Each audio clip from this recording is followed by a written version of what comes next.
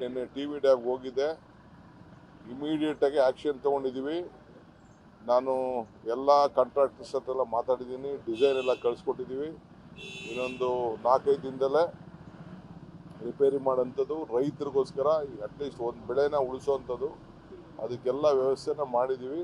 ನಾಳೆ ನಮ್ಮ CM ಕೂಡ ಹೋಗ್ತಾ ಇದ್ದಾರೆ. ನಾನು ಟೆಕ್ನಿಕಲ್ ಟೀಮ್ನೆಲ್ಲ ಕೂಡ ಕೂತ್ಕೊಂಡು ಚರ್ಚೆ ಮಾಡಿದ್ದೀನಿ. ಗಾಬರಿ ಯಾರು ರೈತರು ಪಡಬೇಕಾದಿಲ್ಲ. ಬಟ್ ಭಾಳ ಡೇಂಜರ್ ಅಂತೂ ಇತ್ತು, ನಾನು ಇಲ್ಲ ಅಂತ ನಾನು ಹೇಳೋದಿಲ್ಲ, ಭಾಳ ಡೇಂಜರ್ ಇತ್ತು. 70 ವರ್ಷದಲ್ಲಿ ಇದು ಮೊದಲನೇ ಬಾರಿಗೆ ಆಗಿದೆ. ಜೊತೆಗೆ ಎಲ್ಲ ಡ್ಯಾಮ್ಗಳು ಈ ರೀತಿ ಒಂದು ಟೀಮ್ ಮಾಡಲಿಕ್ಕೆ ಕಳಿಸ್ಕೊಟ್ಟು ಸೇಫ್ಟಿಗೋಸ್ಕರ ಒಂದು ಕಮಿಟಿ ಮಾಡಿ ಎಲ್ಲ ಡ್ಯಾಮ್ಗೂ ಕೂಡ ಒಂದು ಕಳಿಸ್ಕೊಡ್ತಾ ಇದ್ದೀವಿ.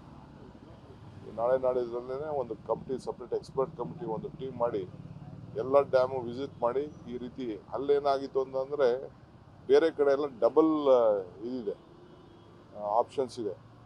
ಒಂದು ಗೇಟ್ಗೆ 2 ಲಿಂಕ್ ಇದೆ, ಇಲ್ಲಿ ಒಂದೇ ಒಂದು ಚೈನ್ ಇತ್ತು. ಆ ದೃಷ್ಟಿಯಿಂದ ಕಟ್ಟಾಗಿದೆ. ಸ್ವಲ್ಪ ನೋಡಿದ್ರೆ ನನಗೂ ಸ್ವಲ್ಪ ಆ ನೀರು ಪ್ರೆಷರ್ಸು ಮತ್ತೊಂದೆಲ್ಲ ನೋಡಿದ್ರೆ ಸ್ವಲ್ಪ ಸಮಸ್ಯೆ ಇತ್ತು. ನೀರು ಉಳಿಸ್ಬೋದು, ಒಂದು 55ರಿಂದ 60 TMC ಅಷ್ಟು ನೀರು ಉಳಿಸ್ಲಿಕ್ಕೆ ಎಲ್ಲ ವ್ಯವಸ್ಥೆ ಆಗ್ತಾ ಇದೆ. ಈಗ ತಕ್ಷಣ ಆರ್ಡರ್ ಮಾಡಿದ್ದೀವಿ. ಆಮೇಲೆ JSWಗೂ ಮಾತಾಡಿದ್ದೀನಿ, ಅವರು ಕೂಡ ನಿಮ್ಮ ಅದಕ್ಕೇನು ಬೇಕೋ ಕಬ್ಬಣಕ್ಕೆ ಸ್ವಲ್ಪ ಸ್ಟ್ರಾಂಗ್ ಆಗಿರೋದು ಕೊಡಬೇಕು ಅಂತ. ಅವ್ರು ಯಾರು ಮೊದಲು ಮಾಡಿದ್ರು ಅವ್ರಿಗೆಲ್ಲ ಡಿಸೈನ್ಸ್ ಎಲ್ಲ ಕೊಟ್ಟಿದ್ದೀವಿ, ಆಗ್ತಾ ಇದೆ. ಒಂದು 4-5 ದಿನದಲ್ಲಿ ಒಂದು ವ್ಯವಸ್ಥೆ ಮಾಡ್ತೀವಿ ಅಂತ ಹೇಳಿದ್ದಾರೆ.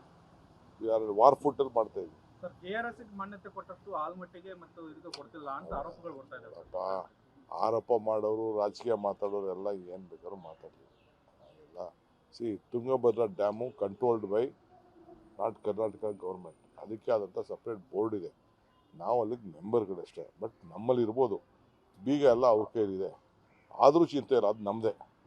ಯಾಕೆಂದರೆ ನಮಗೆ ಅತಿ ಹೆಚ್ಚು ಬರೀ ಅವರಿಗೆ 3 ಲಕ್ಷ ಮಾತ್ರ ಇದು ವ್ಯವಸಾಯಕ್ಕೆ, ಅವ್ರಿಗೆ ಮಿಕ್ಕಿದೆಲ್ಲ ನಮಗೆ.